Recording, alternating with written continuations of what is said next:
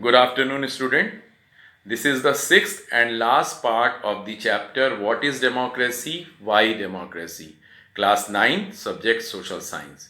Student, in this part, we will start from the last section of this chapter, that is broader meaning of democracy, given on the page number 13 of your textbook.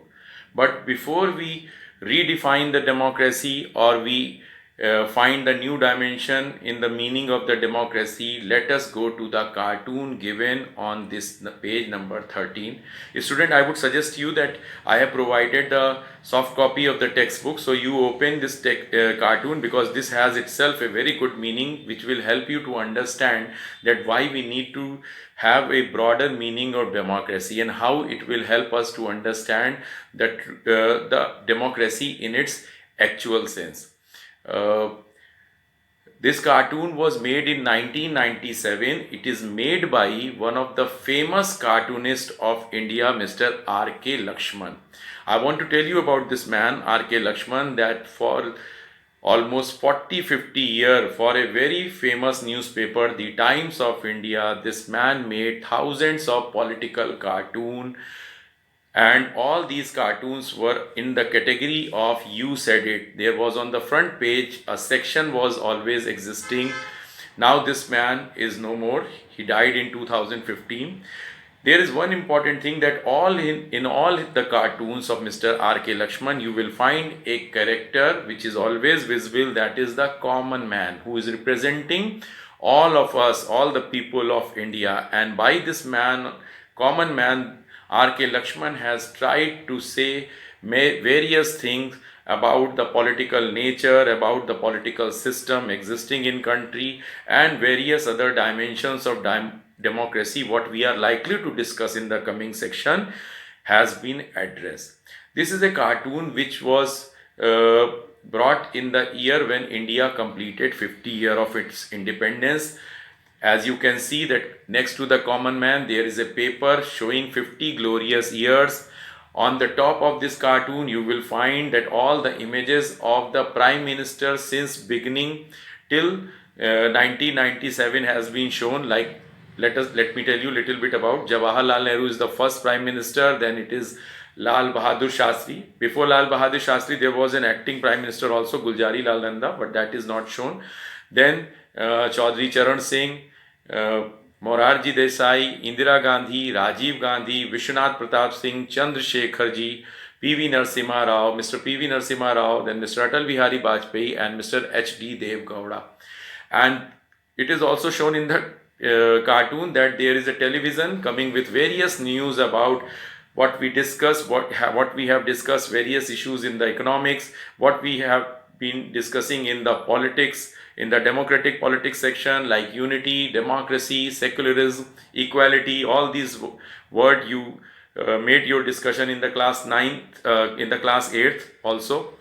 Industrial growth, economic progress, trade, foreign collaboration, export increase, and leaders are making some statement like we have passenger cars, computer, mobile phone, passenger, etc. Thus there has been spectacular progress, etc., etc. You read it yourself. But have you noticed that the common man seems to be less interested, because he is sleeping. He is sleeping.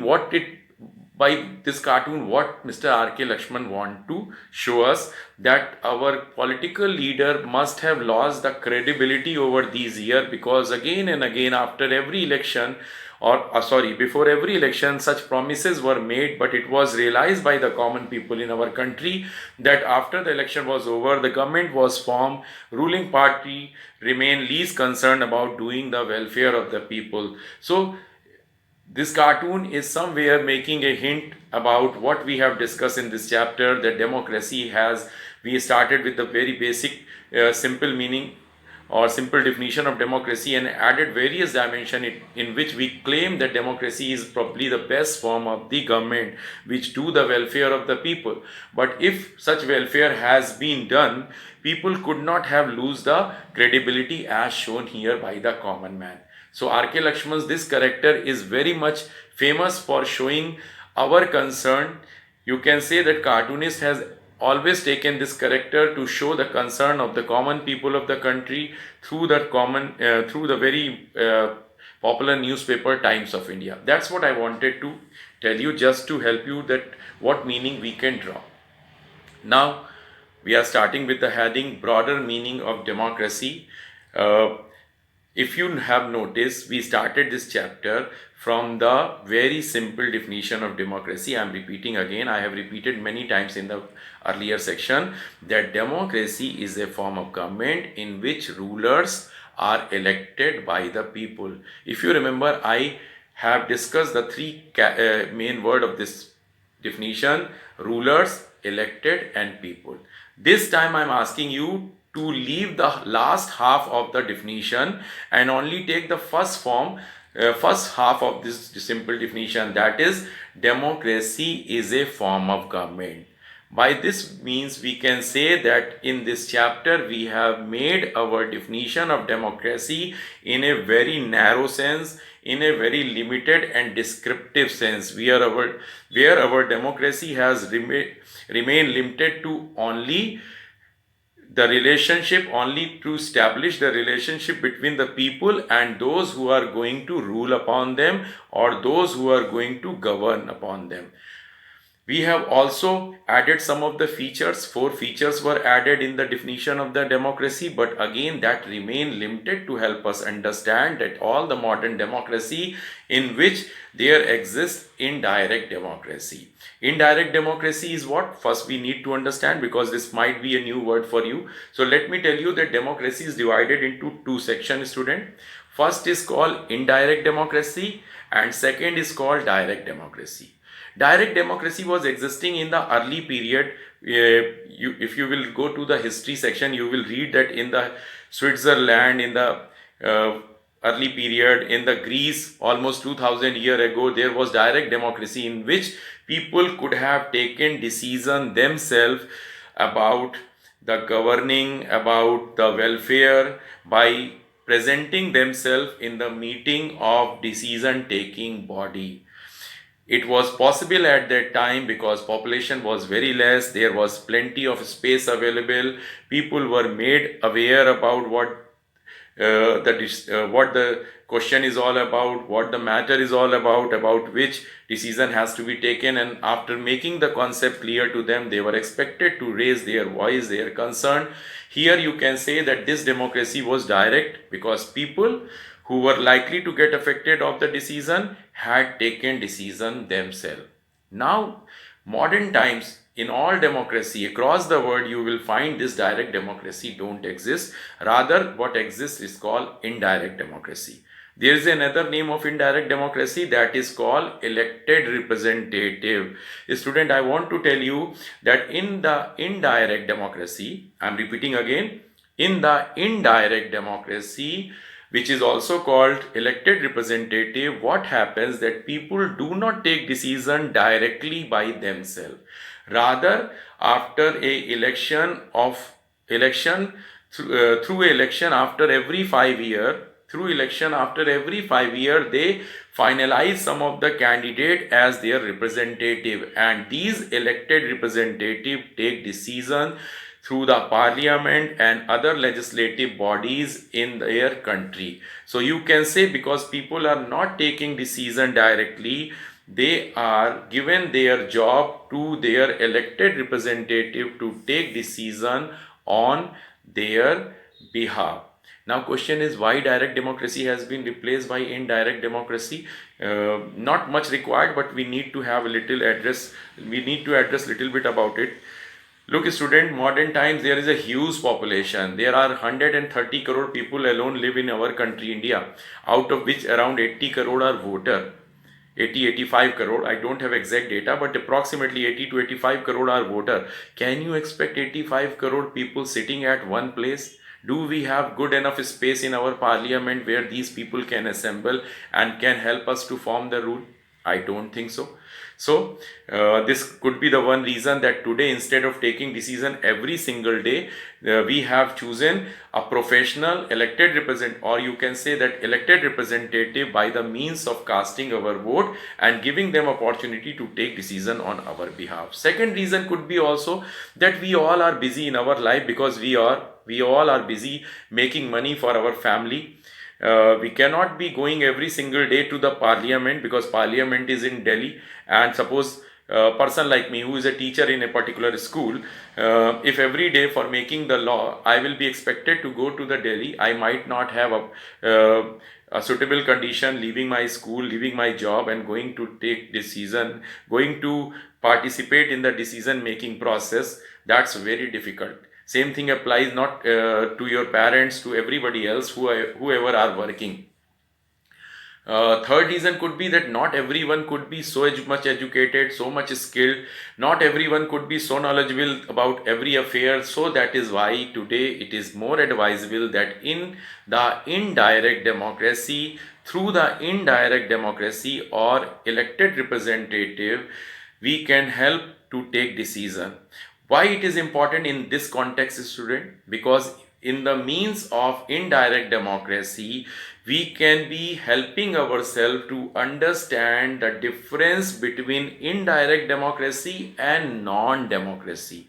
Because what happens that until unless we are not going to differentiate these two words, we will remain confused, and we might end up making a wrong selection for a country which is actually not democracy, but we are considering them as a democratic country. Hope you are aware about the example of China, Mexico and Zimbabwe.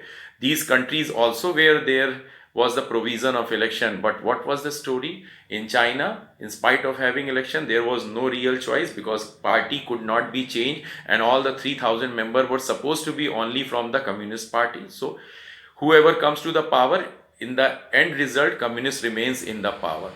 In the Mexico, again election were taking place, but using of the dirty tricks, those who got elected was by unfair means cannot be considered the true representative or a true elected representative of the people. Similarly, in the Zimbabwe, the president Robert Mugabe was very popular, but every dirty tricks or unfair means he used, and everything what he did was not in the best of the interest of the people. So there was no purpose of considering such a country as a democratic one with the principle of elected representative. By this means we can conclude now, student, that there we are able to differentiate indirect democracy from the non-democratic government. But still this definition is not complete.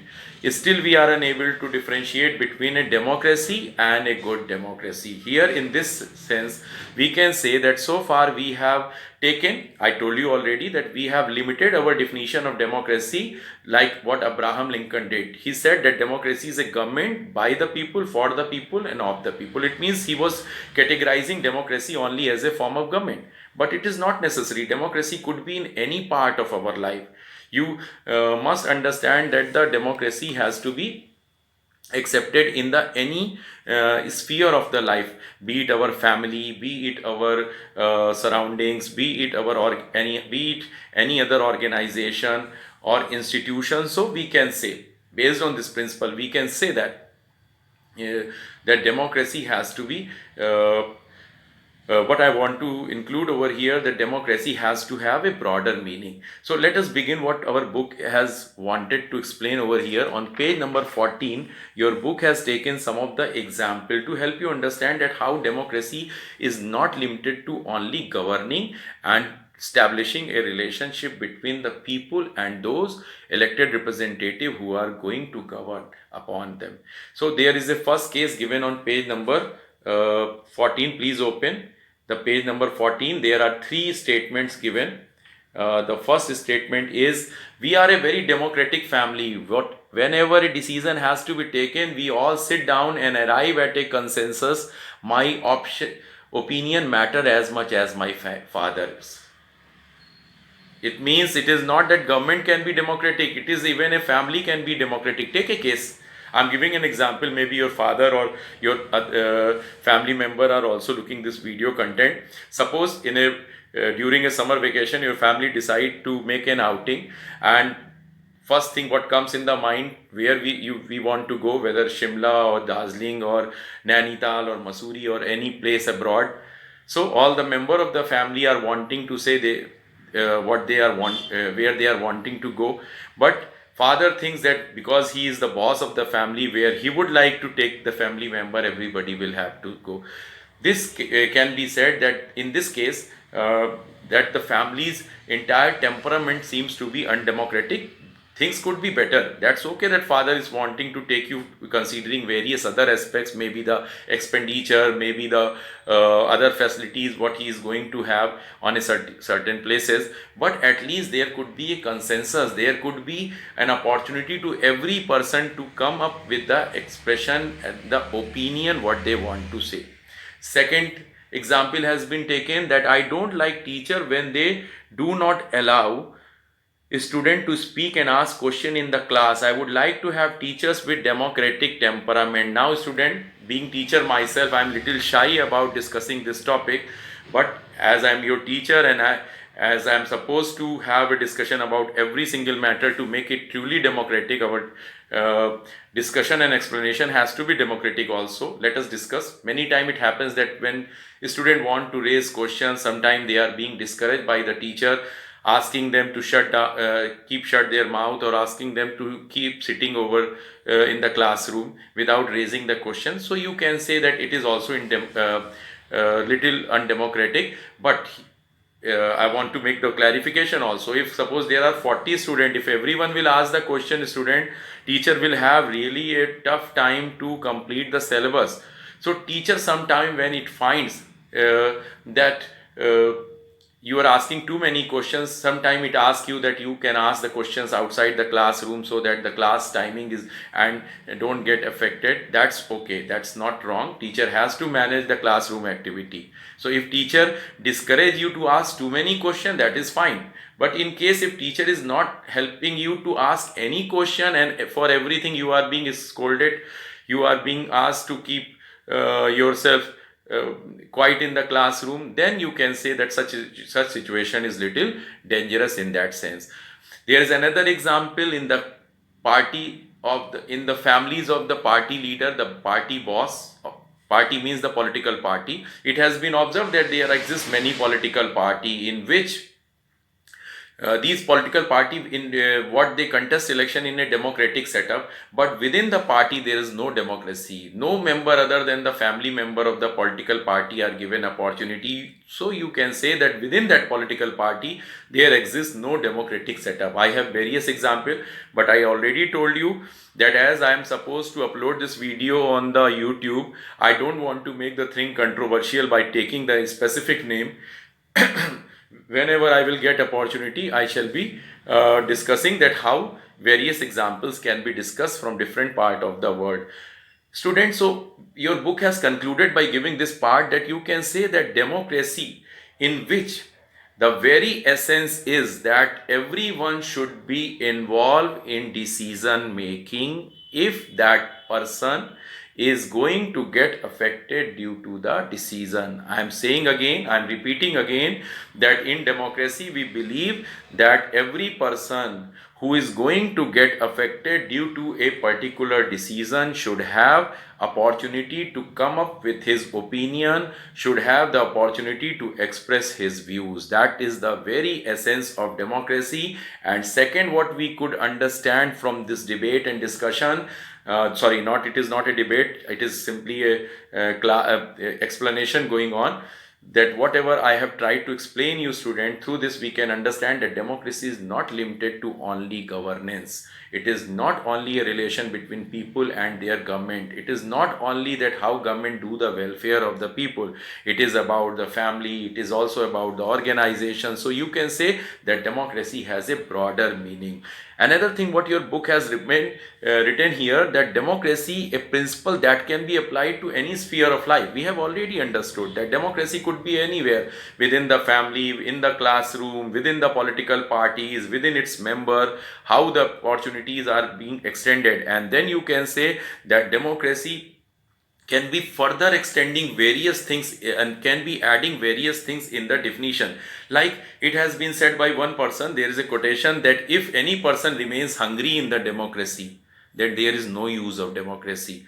It is also mentioned that if anyone is not getting equal treatment in the democracy, even if a single person is not treated equally, then there is no democracy.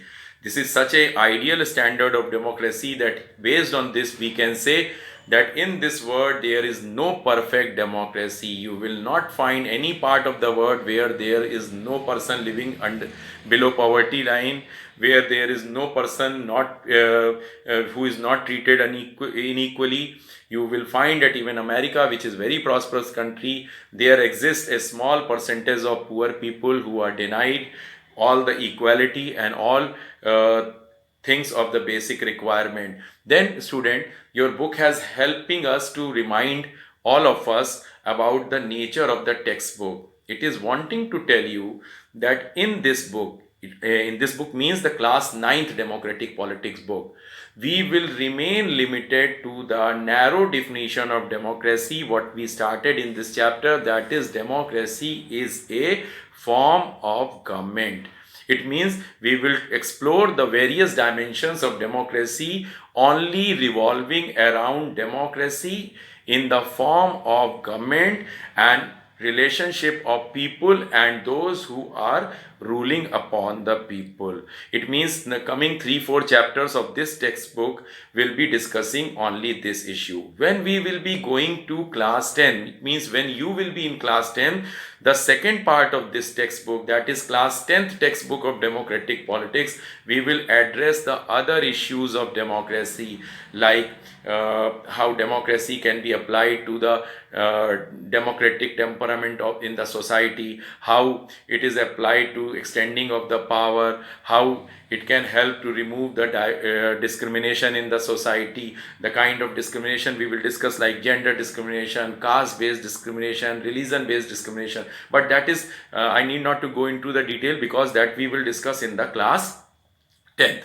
But book is wanting to tell you that in class 9th book we have started with the very basic definition of democracy, very simple definition of democracy. Then we added 4 features of the democracy.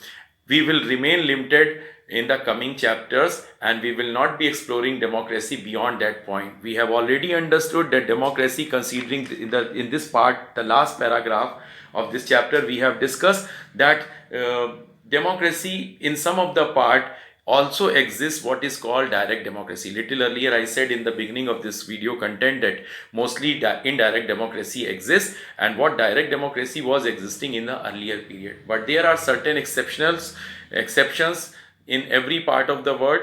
We will discuss in the part of India that direct democracy exists. Best example is Gram Panchayat, where the member of the village themselves gather at a place and take decision about a particular issue, and then panchayat member finalize and pass it as an order for the people of the village, or until unless it comes under their jurisdiction. If any matter is beyond their jurisdiction, then they are likely to get things addressed as per the rule of the country. Your book has also mentioned that there are something that we, in the process of broadening the democracy definition, has set up so many conditions on which we can conclude certain things. Let us read one by one. Number one, we must understand that no country is a perfect democracy. I already made the point clear that the kind of standard set in a broader definition of democracy, you will not find any democracy so ideal, so good that there is no shortcoming. Your book has given in the exercise section an example of Ram Rajya. I told you earlier that even Ram Rajya cannot be considered democracy because maybe Raja Ram was very good. Maybe he was loving to his people. Maybe the people wanted Raja Ram to continue as a ruler. But question is whether he was elected by the people. Did his father ask the people of Ayodhya that whom they want their next king? When he was announced as a king, or later when he was replaced by his younger brother Bharat, did public was asked any opinion or any of their views? So because the king was never elected by the people, we cannot consider it democracy. So when you can say that best of the system, the most loving king could not be considered a democratic, because it has not got its authority from the people or the public. Second point, what your book has mentioned, that a feature of democracy discussed is only, what we have discussed is only a minimum condition. We are not saying that democracy cannot go beyond this. We are not saying that only starting with simple definition and completing and adding the 4 features of democracy is good enough, and we need not to make a further discussion. We will continue to make discussion about various dimensions of democracy, not only in class 9 but rather even in class 10. And maybe this journey will never come to an end, because every single day you will find new questions being raised in your day-to-day life that you will make a thought about, that whether it is democratic or undemocratic. So democracy is a to think about democracy is a long continuous process. And the last point what democracy is about, that constant effort is required to strengthen democracy. It is very true. No government in the democratic system can be considered so ideal that we can say that we need not to have any improvement. There is a continuous effort required. Maybe a government is going to be considered very good, maybe people are very satisfied, but there is always a scope for the improvement. That is how we can say that we could understand the broader side of the democracy, broader meaning of the democracy. But reminding you, in this section, in this textbook of class 9, we will limit ourselves with that narrow meaning of democracy, which is democracy is a form of government in which rulers are elected by the people. So I am completing this chapter, student. Now you have various objective type questions which are debatable in nature in the exercise section. Go through yourself. Keep asking your teacher in the online classes, and if any doubt, like you are asking some questions through the YouTube, if possible I will be able to answer. Otherwise, whenever we will get opportunity, whenever I will be in your branch, you keep these questions written in the rough copy or wherever, I shall be making a discussion. Nothing to worry about. Thank you, student.